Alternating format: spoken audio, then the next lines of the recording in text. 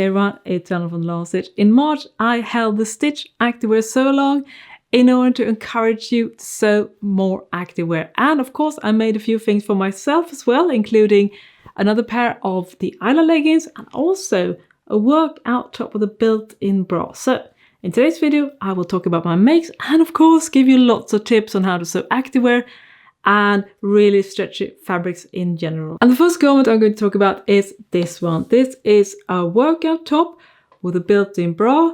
It has binding along the edges that encloses both the fabric and the built-in bra. And it's actually a pattern that I drafted myself many years ago, and I just wanted to remake that one because I really like how it looks and flows. As you can see, it has gathers at the bust area, which allows for more room there. And also it has gathers all the way around. So basically it gives a lot of volume, but still, as you can see, it's quite fitted around the bust area. So I think for me that the volume is in the right places, so to speak. Now, this is definitely not something that is super easy to make, especially when you're working with this type of really soft, this wicking fabric called merrill. So it's very, very soft. And the reason why I like this fabric is because it's so soft. It almost feels like it would be made of a natural fiber, but it is of course polyester. But because it's so slippery and soft, I definitely encountered quite a few challenges that I'm going to talk about now. First of all, as you can see, I do have binding around the edges. And if you look close, you don't see any stitches on top of the binding, and there's a good reason for that. And the reason for that is that because the binding covers so many things. First of all, you have the outer fabric, then you have a bunch of gathers here in the front, right? And then on the inside, you have a power net, which is used to stabilize the bra, and also, of course, the bra outer fabric. So you basically have 3 layers of materials plus a bunch of gathers. When you have this much fabric and using your regular domestic sewing machines, to be honest, I would say 9 out of 10 times you will encounter problems because it's just too thick, too uneven.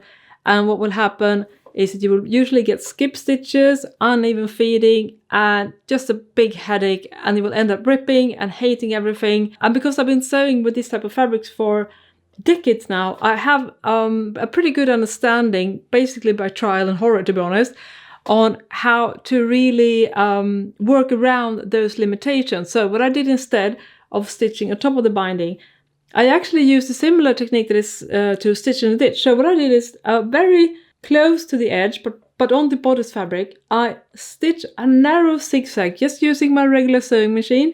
And of course the thread, I try to match the purple fabric.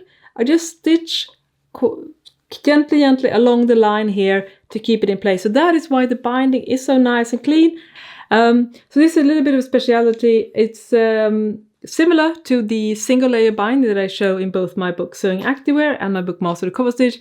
The only difference from the method shown in those books is the fact, as I said, I stitched outside here. When you're working with so many layers and you're also doing really stretchy fabric, it's very important to secure all the layers. So what I would like to do, and I didn't do for this part, is that I didn't baste the bra and the outer shell, which meant that when I started sewing the binding, I got some annoying drag lines here. I don't know if you can see them up close, but it's very, very visible to me because I'm definitely a stickler for details. So that annoyed me a little bit, but then I fixed that issue.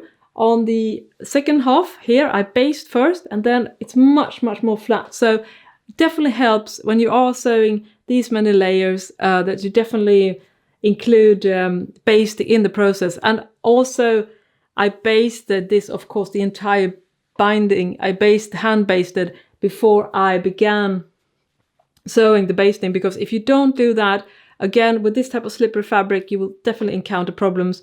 If you want to see me doing this process and removing the basting and see the inside of this, you can also check out the live stream that I did. I will link to that one in the description section. You will see more in depth the process of the basting, how that looks, and also how I remove them. So that's definitely a tip. But another tip that I want to give you now is that if you have a serger and want to create gathers on your knit garments, I don't recommend that you use the traditional method of sewing maybe 2 rows of straight stitch, right? and then gather them, you know, like you would do when you try to ease in the sleeve or something like that. You know, the traditional stuff that you see in sewing books, right?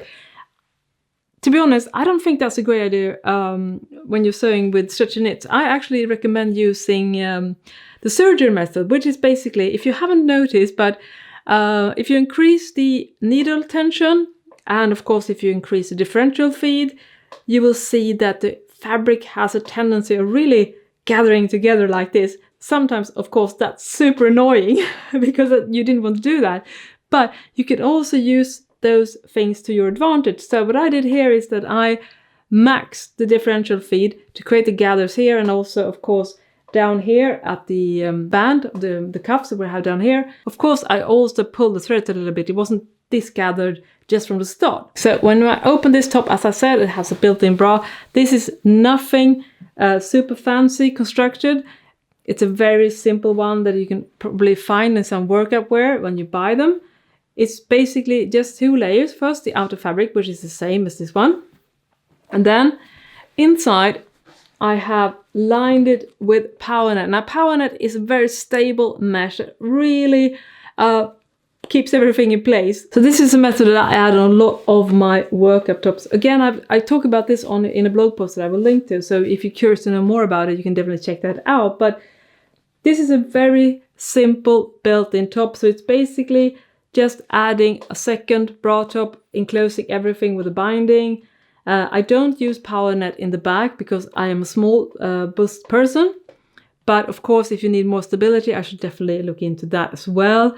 As for the elastic, it's plush elastic, the type of elastic that you use for underwear. I do really like how stable it is, and it's also nice to the body. This is attached just using good old regular zigzag stitches, so it's nothing fancy. If you look on the inside, you can see how it looks. It's not super pretty or anything, but it does the job. But overall, I'm so happy with how it looks. I feel it flows so well. It's comfortable. I like how light it is. I like how well it keeps everything in place, but still have enough volume. And of course, the cuffs at the end also makes it stay put, even though I do more like bending over exercises. So I just really like this combo of style because I find it so versatile and I never really get bored with it. So I can definitely see myself doing more of these in the future. And the second thing that I made during the Stitch Activewear so long was another pair of my own sewing pattern, the Aila Leggings. Now, actually last year when I was developing this sewing pattern, I made a prototype using the same fabric. But of course, because when you're developing a pattern, you realize you want to make some tweaks. So I wanted to remake the pattern using the same fabric because I love it so much. And so I actually ended up doing pretty much a copy of the leggings that I made last year, but this one is basically the perfect fit for me. So I'm very happy about this one.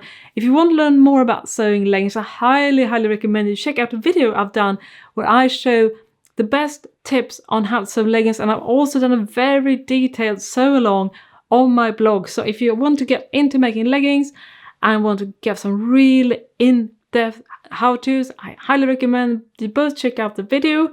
Link will of course be here, and also you can head over to my blog, thelaststitch.com, to learn even more.